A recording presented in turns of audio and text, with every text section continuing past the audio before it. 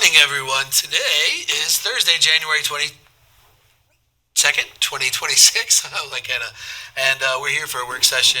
And we are so excited to be here because we are going to start off with the Pledge of Allegiance. Councilman Rothwell, would you please lead us in the pledge? Why, certainly, Supervisor.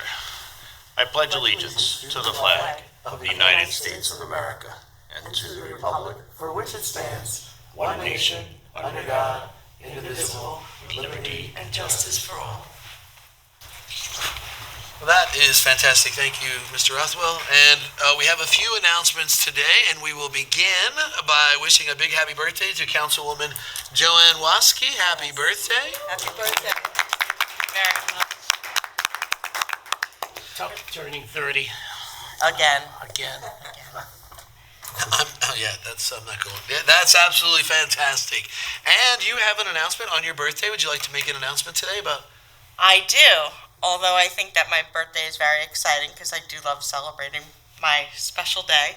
Tomorrow is an even better day because we have the red, white, and blue ball that is finally here tomorrow, January 23rd, 6 o'clock at the Sea Star Ballroom, which is over at the Aquarium Hyatt. 6 o'clock, come wear your red, white, and or blue. If you choose to dress in costume, there will be a contest for whoever has the best dress. I think that we either have even one or two prizes for that. It's going to be exciting. I cannot believe the turnout that we're going to have. This really took off, and so many different people from the community are attending, and it's going to be a wonderful event, and it will be even better if you all participate in it. You can still get in touch with us and get a ticket. We're not closing anybody out. We are not accepting anybody at the door. You have to have tickets in advance. So contact us, Eventbrite. You can contact me or anybody here. They'll get you in touch with the right people. And I look forward to seeing everybody tomorrow. Can't wait. I'll be there. Great. Yeah, it's going to be a great time. And there's no snow, not until Sunday. Yeah, that's right, right? We're in good shape. We're not saying that S word today. That's right. Yeah, it's not happening. Well, be there. Get all your energy out. It's going to be a great time. Get all your socializing out, and then be trapped at home for a couple days.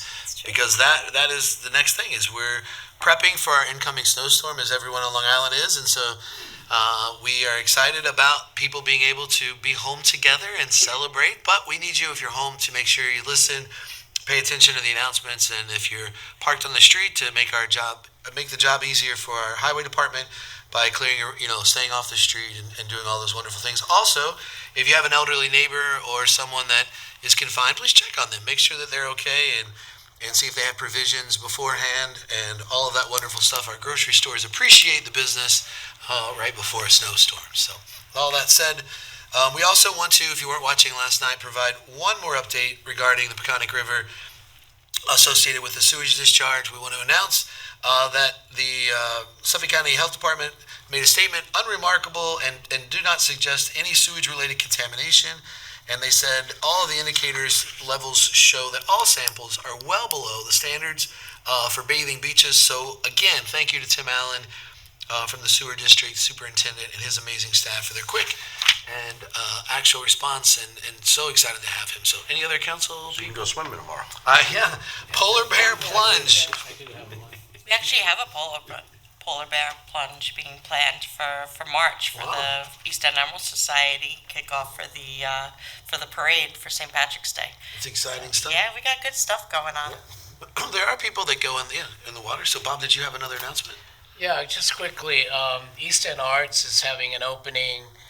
So before the Red, White, and Blue Gala, so go there and become part of the art in your outfit. And that is January 24th, 4 to 7 at East End Arts, downtown. And I'm just going to say this, if you want to see good art, you don't have to go to New York City. They really have some amazing stuff. Thank you. So 24th, that's on Sunday, if you have the date right, 24th? They have Saturday. Saturday and Sunday. Okay. Well, Saturday, the opening reception is Saturday, January 24th. Did they have it wrong? No, sir, you are correct. Saturday, January 24th. I was wrong. I keep thinking today. Could say June again, but I it know. is. Well, it was you January. last night, me tonight. I'm glad I'm getting my dates right. So, absolutely. So, anybody else have any announcements that we need to make? Okay. So, what we'll do is we'll move to resolution. So, is that correct? Oh, discussion items. I am so sorry. Open session. Matters surrounding our monthly police report with Chief Frost. Skipped right over that. After last night, I was trying to speed it along.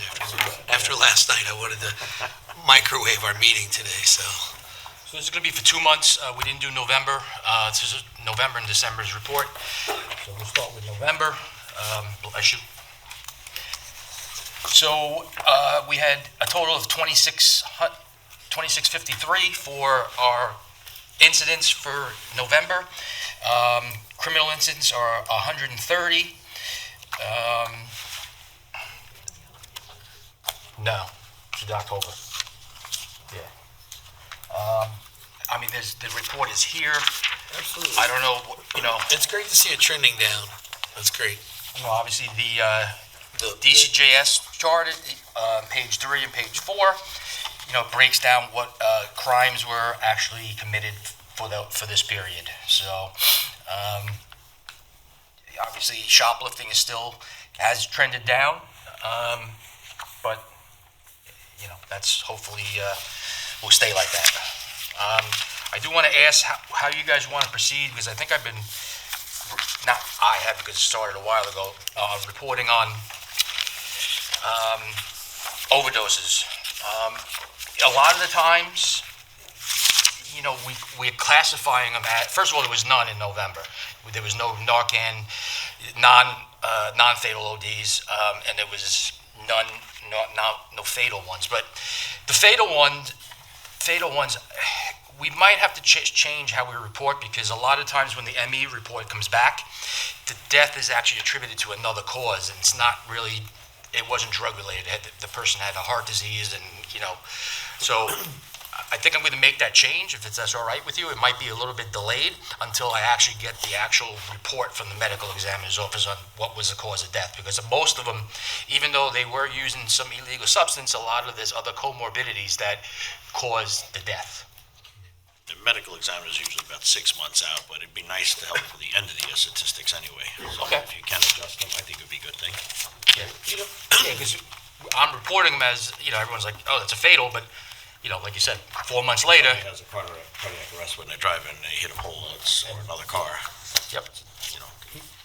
I just want to point out, I think with the shoplifting, I think the really great thing about the work you guys are doing is we continue to increase our stores. We continue to increase businesses that are open, and to see the trend going the other way. Thank you. Thank you for being diligent. I mean, I know it's people reporting it, doing it, but that's impressive. We also, I believe we did 2 of them.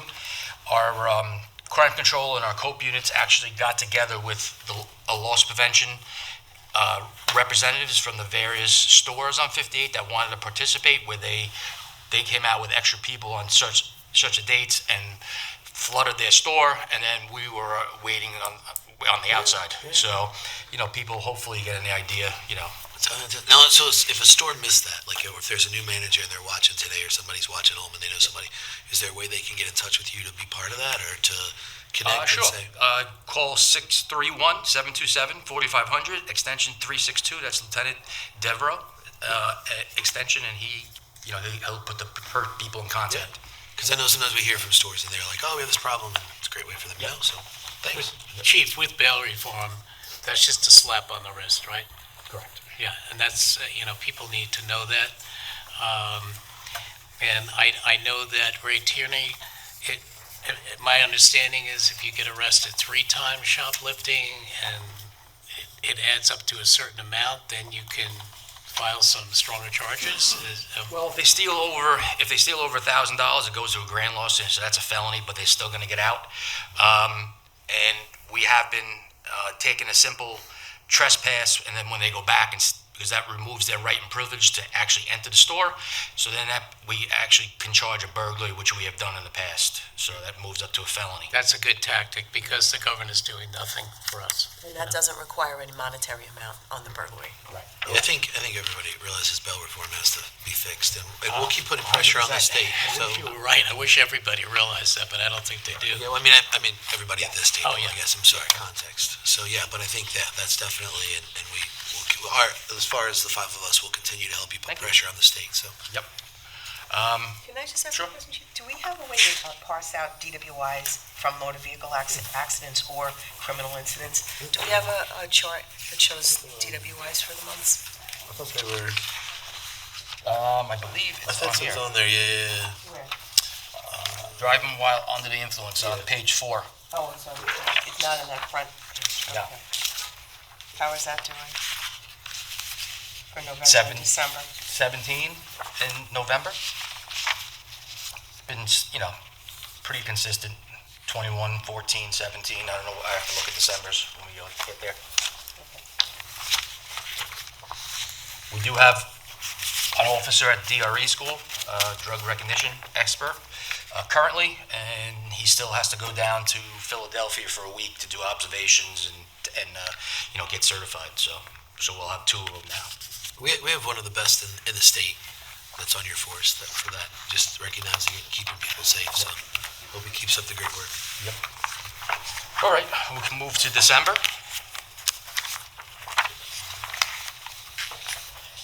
Total incidents, 2604.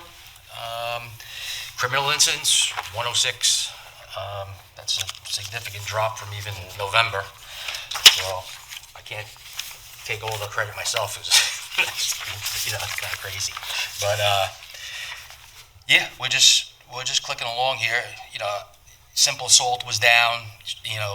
Even shoplifting was down. Like again, it's down to 24. So that's helpful to us. Let's see. Do you think that that's because the stores have kind of given up? Well, certain stores actually do not call us if it's under a certain amount of money. We're telling them we'll take anything. But it's their internal policy because they don't want to waste the court time if it goes to trial with their people as well. Because a lot more trials are going on as well. So I guess people are just Chief, do you think that a lot of this, it's really great to see everything going down. And I know for, God knows, over 10 years, people have been saying, we need more police, more police. I think having more police absolutely makes these. So on the weeks in December, we had right before Christmas, we assigned our extra cars to patrol the parking lots of the shopping plazas. So that's obviously you can't measure how effective that was. There's no way to do it, but that probably had a deterrent factor where they went someplace else, But yeah, obviously that's important. The staffing and the return to look at the crime control unit going back and making arrests. You see the Crime Stopper tips going out. That's usually coming from that unit where they're making arrests.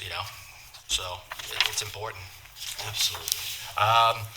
Again, no non-fatal ODs and no fatal ODs in December. There was nothing. Did you want to share? We can do it later. But there's this, excellent story from the PB.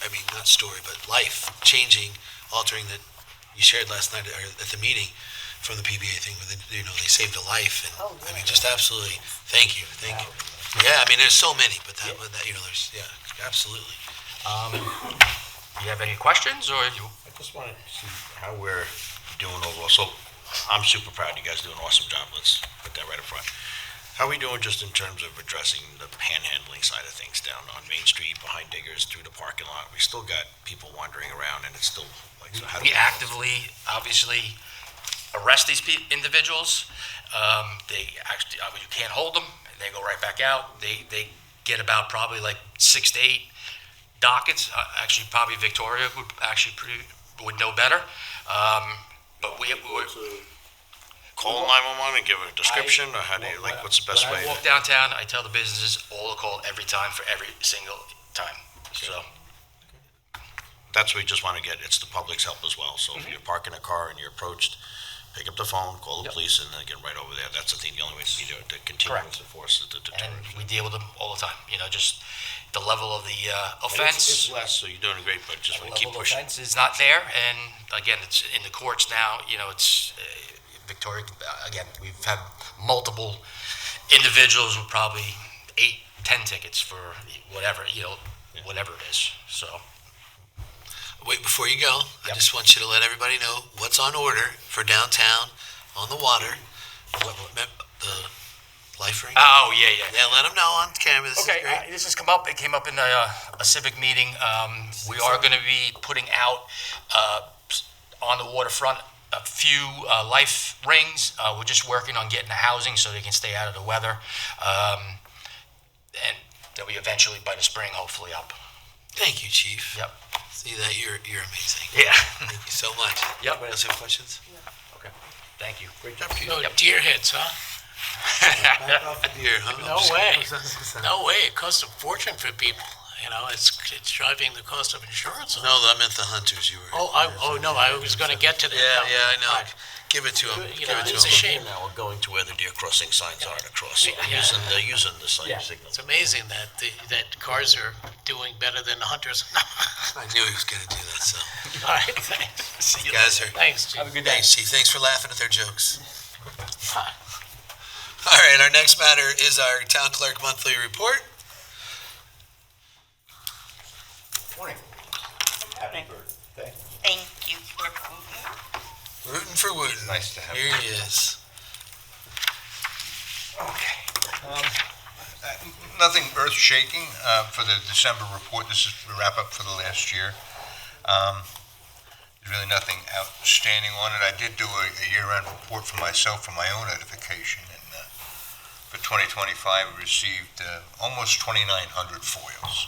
That came through my office. So, can I ask you a question about that? Do you think there's a way for you to do some analytics on that and let us know about the rough estimate? I want people to be able to foil. I want people to, if they're watching, but just to let people know before they foil, to kind of think, about that. And if there was a way for us to kind of put a dollar amount on that, somewhere, so people at home know, everybody wants us to save tax dollars and time, and they want us to be efficient. If maybe over the next couple, would you be able to do that for us? I can look at that. I know with the new next request foil system, the convenience of being home, and you can actually make your request directly to the That's department. great. It doesn't go right through me anymore. Okay. We, of course, look at it and monitor it to make sure that it went to the right people, just so Thank you. it's clean. But Thank you. Such a good point. Yeah, just so people understand it. I think knowledge, they say, used to say on my Saturday TV, the more I knew. And I think the foils are great. I just think that sometimes they get, it circumvents professional people, because I think you get some professional companies that use it as a tool to do title searching, where they let us do the work instead of actually paying somebody to do the work, so. Well, at least it gives us I'm not in that category. No, you're not. No, you're not. But other good things for the town clerk we're working on, and it might take effect as early as next week, is we got a virtual terminal finally through Forte, which is our credit card company, and BAS, which is my receipt company, and it looks like I can do online payments for simple things like renewing your dog license, or maybe getting a yard sale permit or something like that, where you can actually be all done online. We're creating an email database from that, so that renewals go out via email, and everything we've done virtually, which is wonderful, because I think it's going to eventually, there's nothing more expensive than the U.S. mail when it comes to mailing out. When you're mailing out 1,000 pieces, it's just a lot of money. It's just a lot of money. And it's more convenient when you're home. So, I just got a reminder of my dog, and you can, for $10, just do it online. It's done. So that should be up probably in the next couple of weeks. We got just working out the final touches on that. So, Great. and that's about it. Always looking to do something new. So. Any questions? That's great, Jim. Next request, that software, when is that going to be? Next request is up and now. We just had a training. Well, it's up and running now. So Right. In fact, we got a computer, a laptop that's designated just for requests, and we got a little kiosk in my office, just got put up a couple days ago. So we're waiting for IT to come put the laptop in. We're going to have self-help tips on the wall, so people, when they come in, there's a computer, and they can do it all right there in my office. That's smart. Just what people, pay with credit card, what is the fee compared to the mailing? We get charged. It's the same fee. We don't charge a fee for the credit card. Forte, our provider, the people that we contract with, they charge. The That goes to customer? them. It doesn't come off mine. It's an additional fee that they collect. I think it's $1.84 for up to $50 or something. I use that. Yeah. But that's their, so it doesn't come off my fee. And we're looking at shellfish. Like you said, we had 79 shellfish permits last year. And that's about the average, between 75 and 80 that we give out a year. So we're looking at maybe, there's no cost associated with that as of now, but it looks like something we're going to have to look into, to raising the fee for that. Thanks, Jim. I'm just grateful for the numbers coming from the East End town, so I can be fair. That's all. Yeah. So. Yes, sir. Why are you not issuing any bingo permits? What? I want to bring back bingo. Is the fee too high? What's going on? Hardest time finding a bingo inspector, believe it or not, to go out to these places. Yes. Job for somebody at home, so bingo Popular in inspector. churches when I was younger. Well, I got a dirty joke, but I won't say it about bingo. We appreciate you not saying it, so more than you know. Well, thank you. Oh, there you go. Thank you, clerk. Thank you, Mr. Wooten. Thanks, Jim. Our next matter is Justice Court. Come on down. Appreciate your time. Counselor? Good morning. All right, so everyone has both months. Yes, ma'am. I'm gonna sound like a broken record to four of you, but for supervisors' purposes. So the cases I cover in Justice Court are all of the fire marshal tickets, all of the code enforcement tickets, part of PD, and part of building. So it's a little mix there. The only part of PD that I don't cover, obviously what the DA's office has jurisdiction over. So November, we had slightly lower numbers because the Justice Court, which runs on Tuesday afternoons, they were closed for Election Day and for Veterans Day. So that's why we only had 2 dates, but for those 2 dates, the total was 18,370. Nothing's sticking out there. Let's see.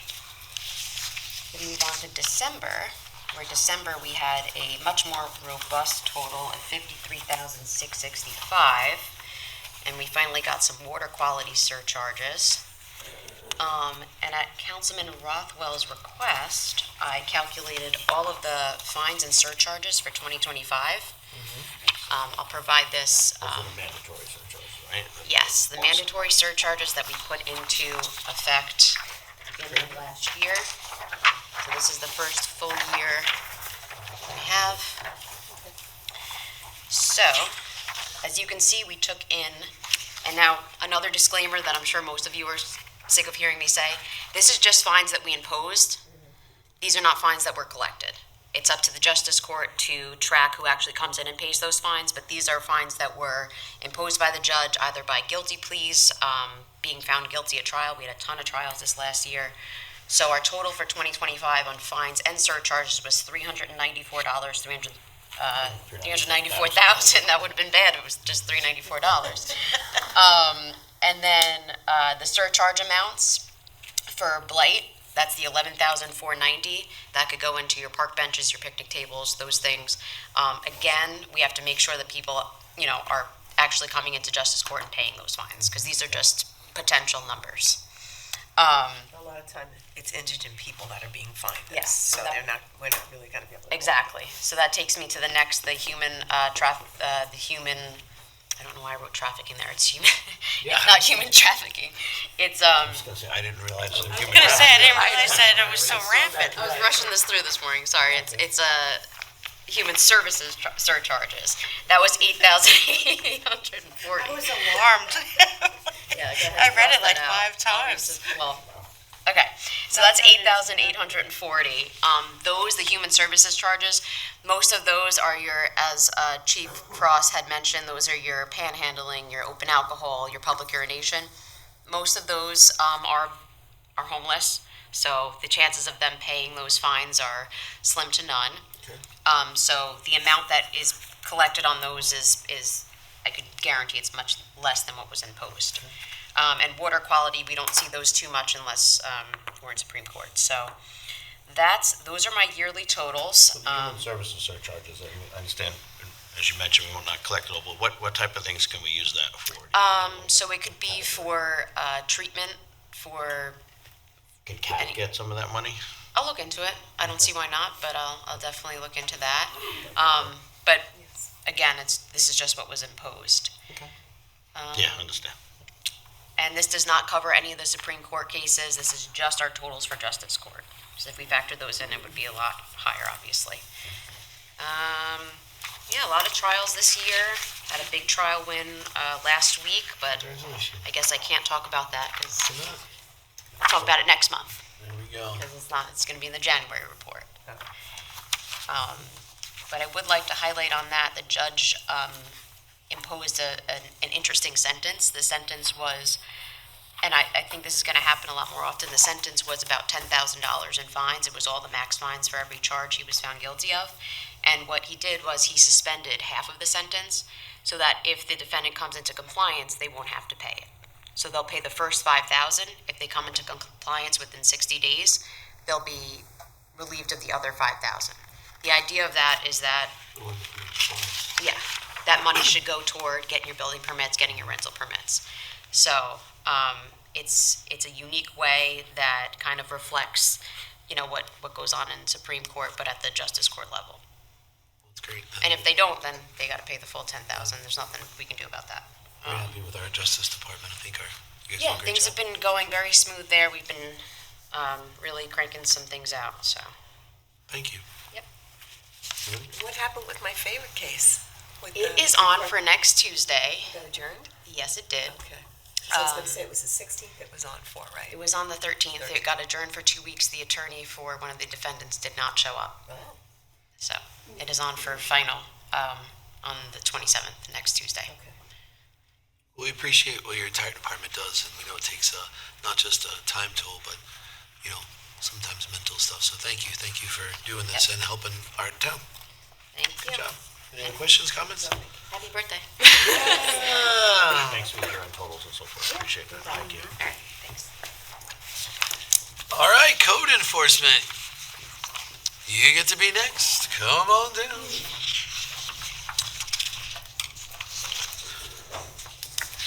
Morning, sir. Good morning. Good morning, everybody.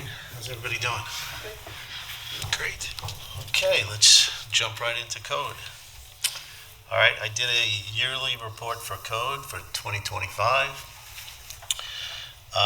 Code Enforcement Division investigated approximately 645 complaints, and business is booming because that's 195 more than we did last year. The categories include, and I won't bore you with every single category, I'll just highlight some of the ones that we had the most cases on. We did 34 transient short-term rentals, 75 unregistered rental permit units, 34 unlawful apartments. High grass, high weeds, that's always a popular one, 69. Those property maintenance complaints that we get, garbage, litter, debris, overcrowded housing, those are 93. Unauthorized work without permits, we did 36. Zoning use violations, we did 35. Transient rentals, we did 26. And other miscellaneous violations, we did 17. For the tickets and violations section, we issued approximately 755 violations and summonses for the year 2025. Those tickets were returnable in Justice Court, and Victoria just went over with the numbers with respect to that. That's a pretty high number. Kudos to her for doing what she does. She does a great job over there, and we appreciate that. Some of the categories that we issued tickets on, I'll go over some of the higher categories. I won't go through every single one. Illegal apartments, 26. Overcrowded housing, we did 33. Those property maintenance violations, we did 71. No rental permits, 47. Residential no building permits, we did 84. Unsafe building constructions, we did 11. The vehicles and parking stuff, parking on front lawns, things like that, we did 45. And zoning use violations, we did 33. That's fantastic with how few people, your department, you lose people left and right, and, Yeah, we were, you know, losing people, getting people. Yeah. We're getting to full staff now, so we're working on that. Once Yeah. again, I really want that, I'm hoping that through my administration, that all of us, we can make this an area of focus. I think this is great, so. We appreciate that. Definitely. Rental program, another great year for that. We took in 765 new applications. The amount of permits that we issued for the year was 1,047. The inspections that we performed, even with our minimal staff, we were able to get 778 inspections done. How are you addressing, so if you're not getting into everybody on a yearly permit, how are you addressing that? Are you getting? So the permit cycle runs annually now, so those in certain circumstances, we'll get into a rental unit and they will fail. We'll try to get in the first time through their cycle, but if they fail and they don't call us back to get the inspection or schedule the inspection, they'll run into the following year cycle, so. But they still have to submit a new application and get a reinspection every year. But how do we address, like, if there is 147 rental permits issued, should we be inspecting 147 houses? You mean 1,047? 1,047, I apologize. It's okay. I'm just trying to figure out how do we address, is it a shortfall, meaning staffing, or what's the best way to address this? Yeah, I mean, staffing's been the problem because we've been losing people, but since we're getting those two part-time employees, they are hitting the ground running now. Okay. And we should be able to address those. I met one of them the other day. Very nice man. Yes, Jim? Yep. Yeah, and great guy. losing them not to anything with your department, just to higher pay from Yeah, other towns. we lost them to other townships, yeah. Connor left for Islip, but I believe now he's working for Stony Brook. So he left Islip, so. And they're lucky to have him because you guys have trained them well. you know. Yes. Yes. If you're out watching and you're a code enforcement person, you come here, you're going to be trained well. You guys do a good job. Thank you, appreciate that. Can I ask a silly question?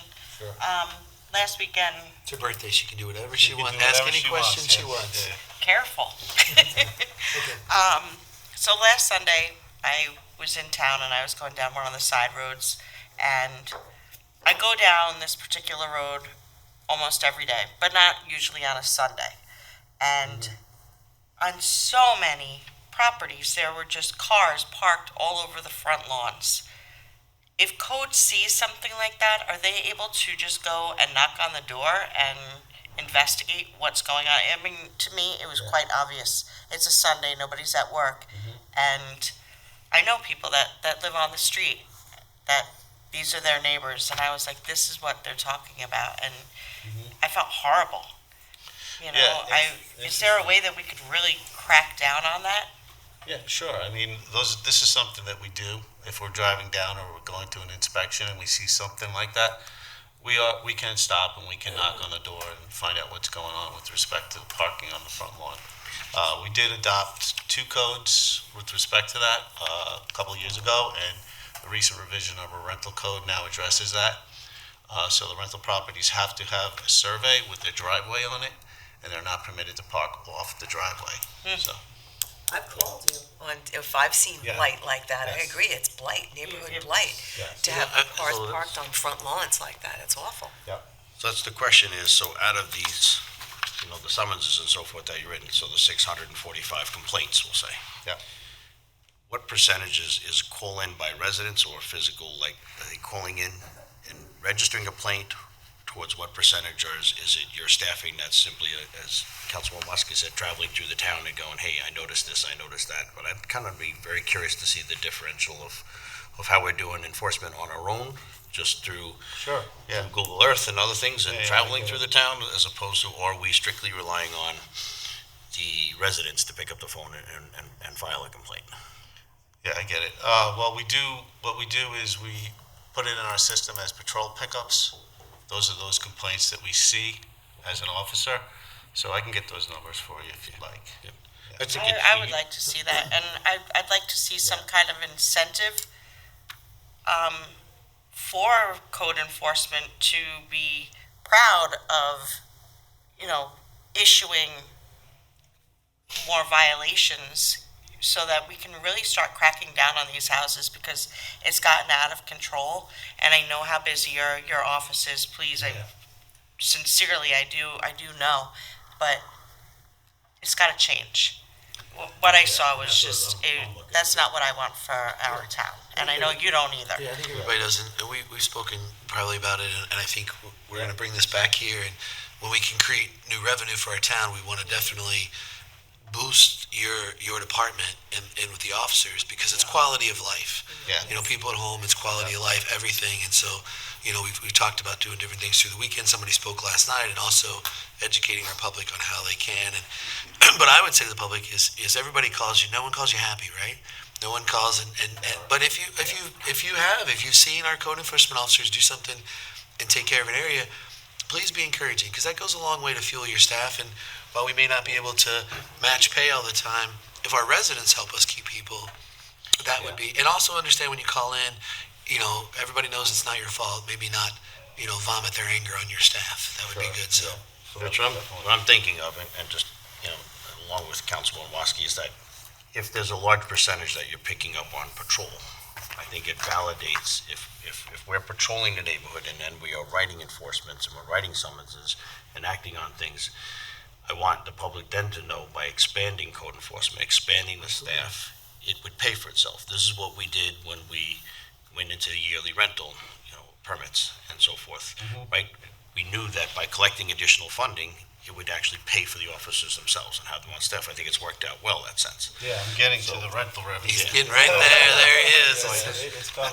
So I'm thinking on the same terms of lines, if we're seeing a large amount, like, okay, if we have 3 officers on the road and we produce X number, can we put 4 officers, and what would we expect, or 5? Do we have somebody that's simply patrolling, and visually doing visual inspections on different streets and like kind of mapping it off over the course of the year, that we've traveled all of the streets in the town of Riverhead looking for the visual things that, that some of us have directly called you on? Yeah, I get it. I would love to be more proactive. I mean, I can tell you, my 27 years with the town of Riverhead, we only had 2 code enforcement officers when I started, but the town has grown in leaps and bounds since then. Yeah. So we've increased the numbers of code enforcement officers. We used to do a lot of patrol pickups when just myself and Officer White were out there patrolling Riverhead. But since we've become more complaint driven, and you can see by these numbers, we get so many complaints, and sometimes you don't have enough people, the boots on the ground, to do all of those patrol pickups. It's not that we don't see them. We do. If we see them, we'll document it. We'll go back and check it out. 12 on the way to the one you're going to, right? Right, yeah. So if we can get a little synapse, and then in the budget for next year, expand code enforcement, expand the staff, and be able to prove to the publics that it could be, in fact, self-sustaining on its own. That it's not necessarily costing more, but if we allocate more officers and we put them out there, and they be self-sustaining in terms of the cost of an officer. I would like to call 2026 the year of the crackdown on overcrowded housing. Yeah. I really feel strongly about that. I agree. You're a very fair person. I mean, all the years here, I think everybody sitting here knows that you, as the leader of this department, you're extremely fair. Yes, And so I am. you want to work with people, but you also have safety in mind, so thanks. Yeah, this is a line that you cross, but we try to educate everybody first before we go out there and write them all tickets. I mean, a lot of people just don't know the codes and the rules. It sounds silly, but yeah, it's true, You know, to Councilwoman Waski's point, the legislation that we did draft already to try to curtail the overcrowded housing with the number of cars you can have at a home, to try to make sure that that is not a good way to check to make sure it's not happening. I just wanted to point out, I think this is great with the number of new rental permits, applications filed, and the permits issued.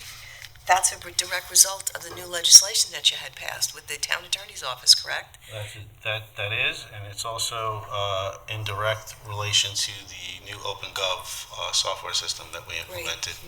It's also Get people in compliance that had the illegal it apartments. allows us to track everything easily.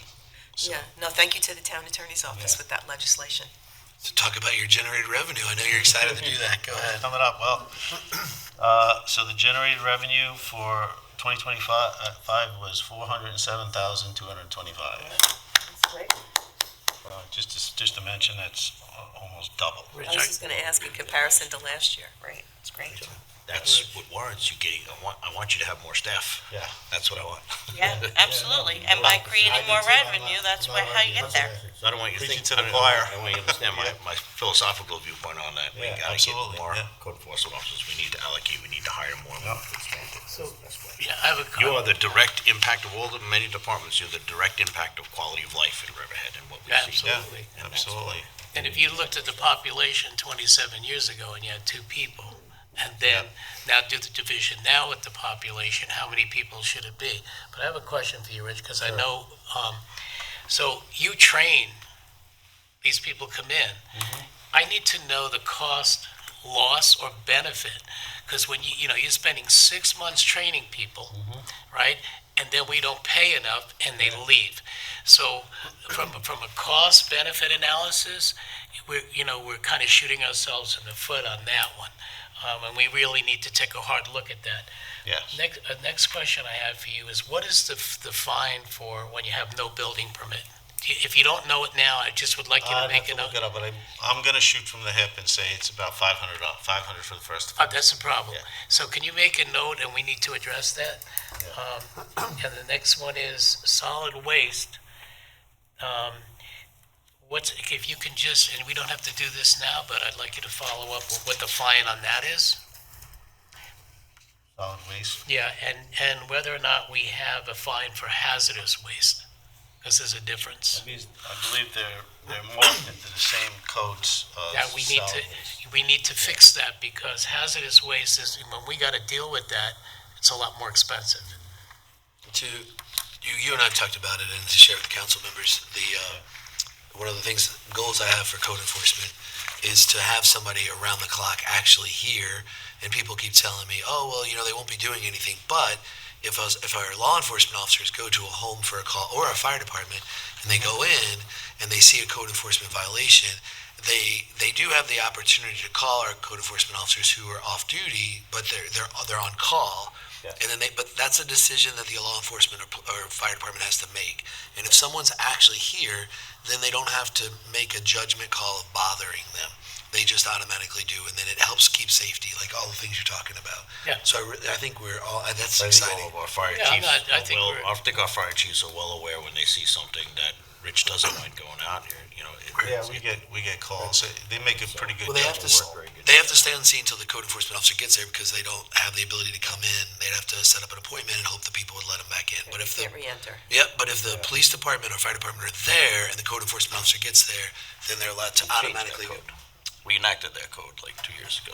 No. They're Yeah. standby, but they do have to, like Denise said, they have to have permission to re-enter. They can't just Not re-enter. if the fire chief is on scene. Right. As long as the fire chief is on. On scene. scene, that's what I'm saying, on scene. So it's quick. To that. So with the standby, you have to respond within 15 minutes. Yep.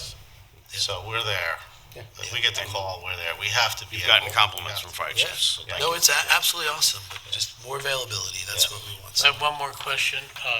What is if you, and again, Is it about a fine? would you like it not to be? Should the taxpayers be I paying love it. for I love what you're doing. No, because fines are really tough to identify. So, Rich, and you don't need to tell me right now, but if you could also give me what the unlawful taxi cab fine is? Oh, they don't. All right. Oh, that's important because, you know, we charge for licenses, so we need to. It's been a little bit since we looked at that code section. Yeah, no, I get it. City on those fines? We might get 4 code enforcement officers. Yeah, true. The only other question I have Or is, medallion. Working without a medallion. Riverhead. the only other question I have, Rich, is what is I'd like to, you know, just give me, you don't have to do it now, but importation mining, right? Because they could be bringing in contaminated product, right? Those fines are very high, Yeah, but, extremely. yeah, They start at $5,000 to $10,000. okay. Yeah. All right, great, thank you. Yeah. Yep, and so I'll finish up with Supreme Court referrals. We referred 9 properties to Supreme Court for injunctions or compliance orders due to persistent violations of the town code. And you took care of, Wading River, I Yes. believe it, was it James, the other, there? Yeah, Jamesport, so that was great, thank you for, again, good job. Rich, not to put you on the spot, but just to ask you, if it were a perfect world, how many full-time employees do you need to be able to really go after all these code violations? I don't think you want to hear that. No, I do. We want to hear. I would say probably about 12. Okay. And how many do we have? Tell the public. 5. Yeah, so it's a problem. We need to allocate funding. Yep. Definitely. So We're all in agreement, so that's a good thing, so, thank you. you can look at how many police officers are hitting the road versus how many code enforcements are hitting. And, it's a different thing that they do, but the town is large. You compliment each other, and Yeah. that's, and thank you for what you do. But if we're all in agreement, why don't you put out a notice to hire? See if it's self-sustaining. Why don't we talk about We'll that talk in about exec, it. yeah. Absolutely. It's I executive- think we need to make it happen, but, yeah, definitely.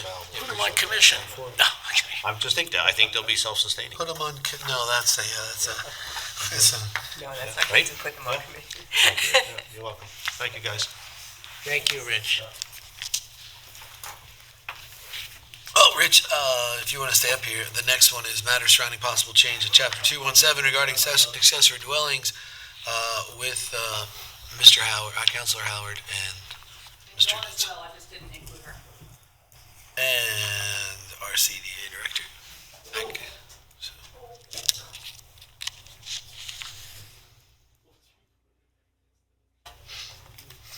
I had a chance to review this. Hey, we've seen you before, your brother was just here. Guy. He's wearing the same shirt as you, too. You guys always dressed as twins like that. You had me for a split second. Everyone? Good morning. Gonna say happy birthday wishes. Happy birthday, Councilwoman. Fines for building violations are 1,000 to 3,000 for each and every offense. And the fines for any violation of Chapter 281, which is our taxi code, is 500 for a first offense and 500 to 1,500 for a second offense. Thank you, Thank you Council. for bringing that up. Thank you. If you don't have a building permit and you come in for a building permit and you've started the work without a building permit, you're gonna pay double the permit fee as well. 1,000 to start So, for each and every. Taxis. So if you're out there without a building permit, come in and get one. yes. Yeah, and then did Dawn just say they get a double? Yeah. She did. It's like the double mint For commercial. not having started, for having started without one. Yeah. Thank you, sir. Did you get yours? There you go. That comes in, Yes. then they get a ticket, and then we get a permit application, and then that permit fee would be doubled because we know they started without. So that's mostly how that happens. Sometimes it's the other way, but it's the same difference. I don't know the split, but it's probably more often complaint driven. Got it. Because if they didn't get a ticket, they probably wouldn't ever get it. Okay. Discussing ADUs, second time. I gave everybody a reference guide just to go through. As I move in through this revision. We revised the draft directly because of concerns that the town board had during the previous work session. Some of those concerns were preventing ADUs from being used as de facto two-family dwellings or short-term rentals, strengthening owner occupancy verification and inspection authorities, closing loopholes used by bad actors while preserving flexibility for legitimate homeowners, clarifying coordination between ADU permits and rental permits. So the overall policy intent remains unchanged. The revision focuses on clarity and enforceability and alignment with existing town enforcement practices. So if you like, I can go over the sections that we amended. I have a question. Last time we were here, I was asking that it specifically indicate that the time period, is that in here now? The time period for which they are accessory dwelling units? It's 5 years. No, I mean that, so to show that it's not a short-term rental. Yes, we're going to jump into that. We got the transient rental covered. Just the time period. Okay, it's in here? Yeah. I think if you go, yeah, I think if you follow your pattern, we would love to follow your thought process. So, 217-119, everybody has a copy of the copy of the law? Yes. Okay. So 217-119 clarifies that the ADU law operates alongside the Rental Properties Code only when an ADU is rented. Okay, why the change was needed. At the prior meeting, concern was raised that the draft could be read as requiring all ADUs to comply with the rental code. The revised language makes clear that owner-occupied, non-rented ADUs are governed solely by Chapter 217. Chapter 263, which is our Rental Properties Code, applies only when ADUs are rented or offered for rent. So we made that change. Is there any way to establish that? So if I say I'm allowing my best friend to live in an ADU, but I don't charge him any rent, so I'm not renting it to him, there's no really way to govern. I'm just, believe me, It's a fair point. If you have a friend, we use the presumptive evidence sections of the code, which I'll get into, to prove that you're actually renting. Okay. So that's something that we do as investigators, so we'll get into that. We did make some changes with respect to that, though. Thank you. Chapter 217-120, it's our definitions section. We refined the definitions to reinforce the owner occupancy requirement and clearly distinguish ADUs from two-family and multi-family dwellings. So we revised those definitions. The key clarification is accessory dwelling units. For accessory dwelling units, we added to the definition, only an owner-occupied property can participate in the program. So that, I know that was one of your concerns, Councilman Rothwell. In the primary residence definition, we further defined using objective indicators to determine actual occupancy is maintained. In the two-family and multi-family dwelling definitions, we clarified to avoid overlap with ADUs and prohibit such type of units in the program. So in other words, you can't have a multi-family property or two-family property and also have an ADU. It has to be an owner-occupied single-family dwelling. So that's what we did. Great. Yeah, and I'm sure Dawn can jump in about the need for this program.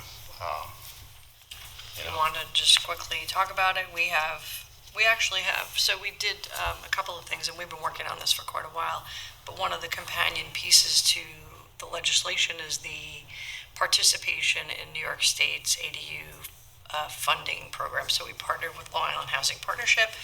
They are administering the program. They're ready to go because they have Riverhead on their website already. So we're waiting for this code to get adopted to kick that off. And then we're also working on a first-time homebuyer down payment assistance program. We don't have a lot of money because the funding that we're collecting is not from community preservation funds. It's from our subdivision and multifamily housing, 10% Long Island Affordable Housing Act requirement.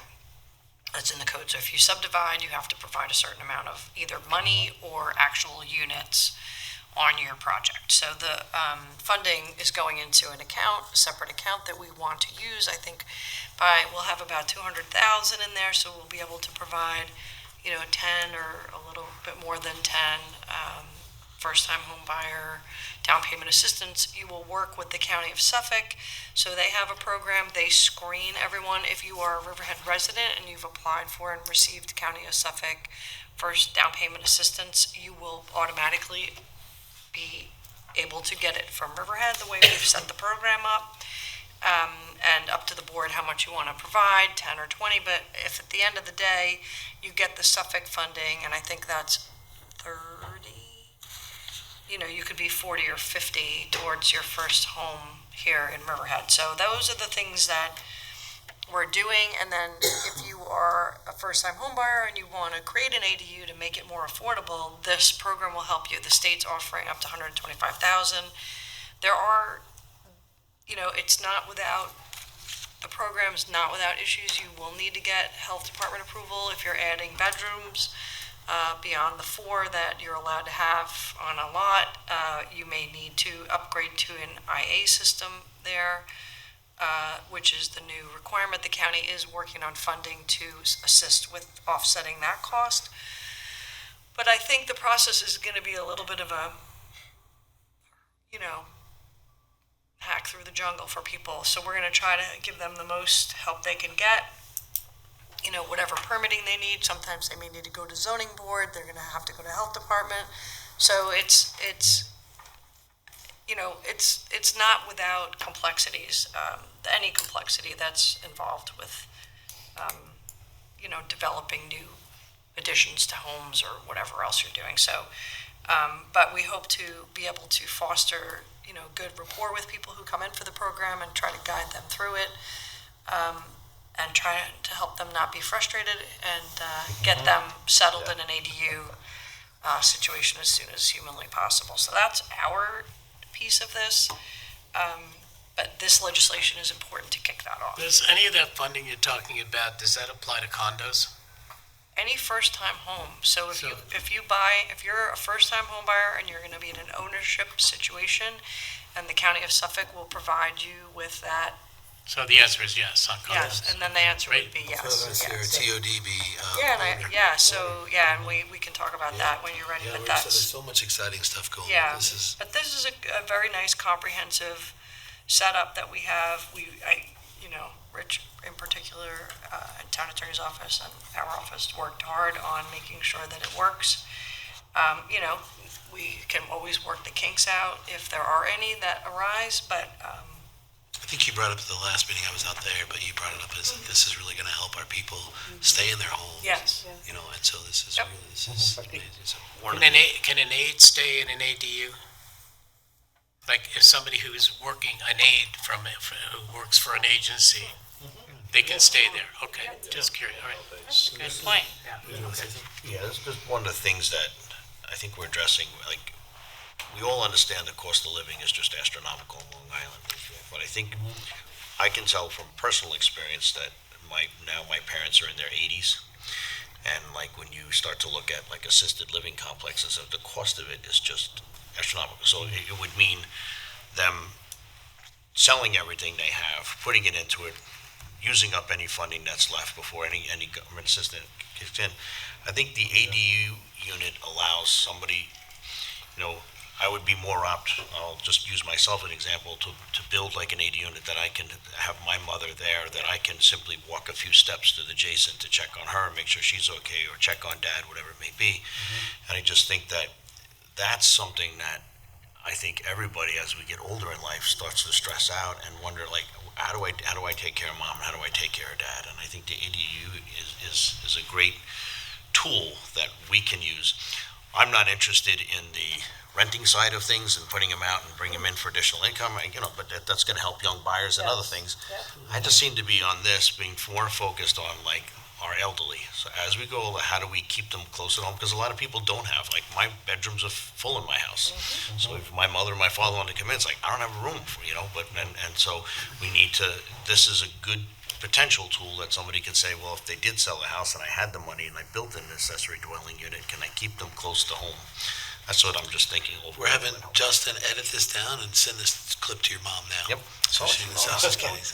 It's always important. She's top, Absolutely, mom and yeah. dad top of the list. I think for the elderly in particular, being close to your family is super important, and making sure that I think that being part of your family still, and not being sort of segregated out where you to a place that only you can afford, which is maybe half hour, 45 minutes away, makes it complicated. So for sure, it can work for a lot of different people.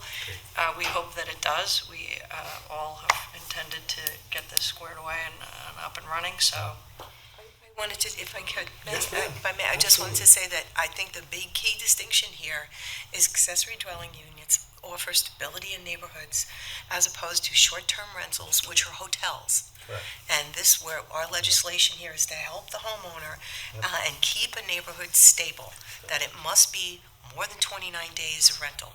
And I wanted to just check, because I see it later on page 39 of 50 there, where you talk about that, not fewer than 29 days. Is there a way for us to capture if somebody goes, oh, I rented it for 29 days, but you actually see that it's every other weekend? Like, is there a way to capture that if somebody's, I call it getting cute. The neighbors will capture Yes, that. that's what I mean, like getting cute where, well, I had it rented out for the month, but the turnover is, is there a way to capture that? The revision that we did to chapter 263 specifically for transient rentals would Right. address those. So Sign it in. Yeah, so we can, so if you are doing that and going, oh gee, the guy was supposed to stay for 30 days, but he left, so I had to re-rent it. We brought that up last night, and that's the same we've done. Is a really interesting point, because we've looked at these Airbnbs is really the commercial use of residential property. And then what happens is then it commercializes the value of that residential property and puts it even further out of reach, versus this is an actual residential use of residential property. So there will be an increase in value because the ADU exists, but it will not be based on the type of revenue that can be acquired through an Airbnb. So it's appropriate for residential neighborhoods versus Airbnb, which is not always appropriate for residential neighborhoods. But that that commercialization of the residential property value is a huge issue. So you have that's the things that are affecting our single family or condo home market is second home buyers and Airbnb, and it exacerbates the affordability problem significantly. This will definitely help in the right direction. So. My only concern, and this is going back to Councilman Rothbell's point about, his parents were in the same boat, is the tax assessment of how much of a tax assessment increase is that going to be? It's going to, put our taxes just through the roof. Well, we'd have to look at what they do now, because keep in mind, this program's already in effect. It's been in effect under our Chapter 105. So, there's plenty of them already operating. We just restructured this law because we no longer have a board doing accessory apartments. So now it's a permitting process done through the building department. So this law was completely restructured. And then we put in more guardrails than we had before, so. But are there any exemptions or anything out there that could help if you are, in fact, taking care of your parents in one of these? I think senior, exemptions, if you're, but, star or enhanced star, The depending. tax bill would be in, let's say, my name and, Interesting to bring that up with the state, because they're supporting ADUs, right? So maybe that's something that has to be fixed on a state level. Tax abatement, yeah. We have a very knowledgeable assessor, so I'm sure that she can. But encouraging is the fact that we already have a couple hundred of accessory apartments, so whatever that cost is somehow being managed by the people who are doing it. I'm not sure what that revenue looks like, but, we have had a lot of people we had a cap 20 years ago. When did we adopt this, 2001 or something? Yeah. Original accessory apartment code. Long time We had a cap, me and Rich are like, It's like 200, I think. is Yeah, the we had a cap Yeah. because everybody was so afraid that it was just gonna be like wildfire and We everyone had was an gonna do it. amnesty program, Yeah, and, and nobody came forward. right, so, you know. How many are there? there's good around- law-abiding there's around- town. I think it was around 200 now. Yeah, it's almost 200. We haven't We're hit, under we 200. haven't had to hit the cap in 20-plus years, so, you know, that's why I think this it'll continue to pace along the way it's been. But maybe with the enhancements of first-time homebuyer, down payment assistance, maybe we'll be able to get more young families into single-family homes and get more seniors housed. And when they move into the ADU, their residence now becomes inventory in the market for people to buy. So, you know, it's a lot of different things, but this is definitely a really good move in the right direction. And our if we're able to do the TOD at buying, you know, Yeah. home ownership Yep. there, that's a big deal. Yep. Because it also, you know, gives them transportation, so. Well, you want to walk us through the rest of it, because we want to make sure we don't Yeah, miss that. yeah, sure. So, I tried to address all the concerns that were, at the last work session. And one of the concerns was the transient rental and short-term use. So in 217-121E, ADUs are expressly prohibited from being used as transient short-term rentals. And we tied it in, as Eric said, to our rental code, so that if we have presumptive evidence in our rental code to deem a property a transient rental, we will use those tools to prove whether or not it's being a transient rental use or not. And so that's an important guardrail that we put in. We can also revoke the permit under presumptive evidence that it's being used as a transient rental. So we have that tool also. We strengthened the owner occupancy requirements. As Councilman Rothwell pointed out, the last work session, there was a concern whether or not somebody would be living in Florida and then coming back. We've strengthened that so that we can inspect both units. I know you had a concern. So we can inspect both units. If you are an owner of a property that has an ADU, you should be able to consent to both units to be inspected. So we put that in. The only thing to touch on that, so I appreciate you doing that, was Yeah. where you do have some owners that have, obviously a home here in Riverhead and then have a home in Florida and then turn around and they register their permanent address in Florida for a better tax break and assumption. How do we address that here in New York? So they say, well, I still own the house, but I'm back and forth. That's, you know what I mean? So, It gets a little. I know. It's a little dicey, but we strengthened the definition of primary residence so that we got pretty good SIT guardrails in there, so this has to be your primary residence. New York City does the same thing. Yeah. So, I mean, you can have a second Primary home, you can have a residence, third they're home, registered as that's where they.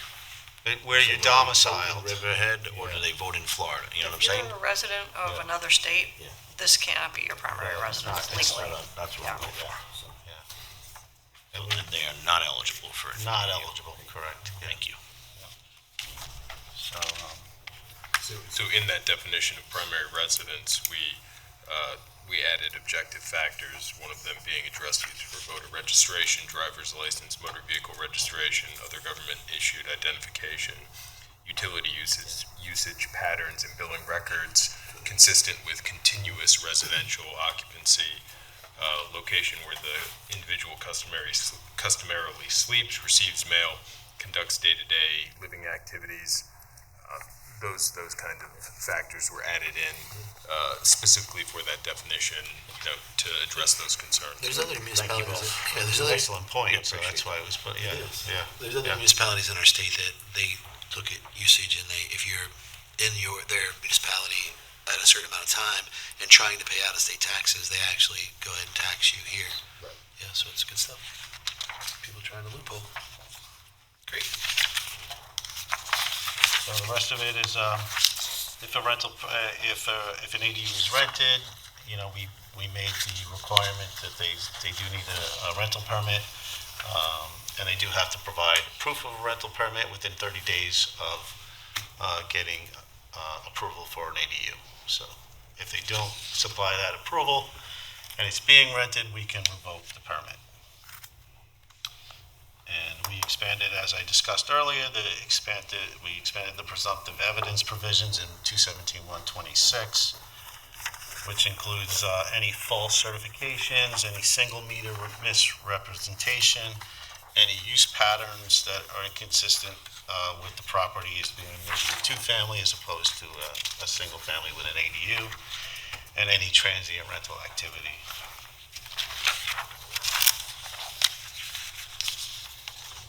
And then enforcement and revocation and civil action in 217-127. We added, permit denial, suspension, and revocation. Transient use expressly listed as grounds for immediate revocation. I already discussed that. Being repetitive now. Civil enforcement by town attorney requires town board authorization.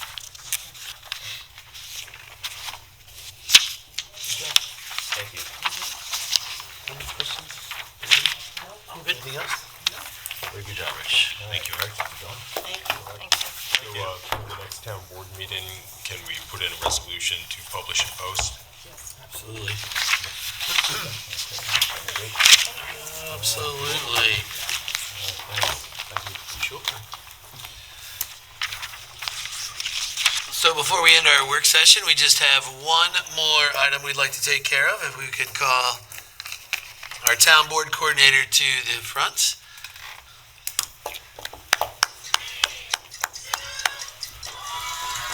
Happy birthday! You do. You're a very strong woman, as you.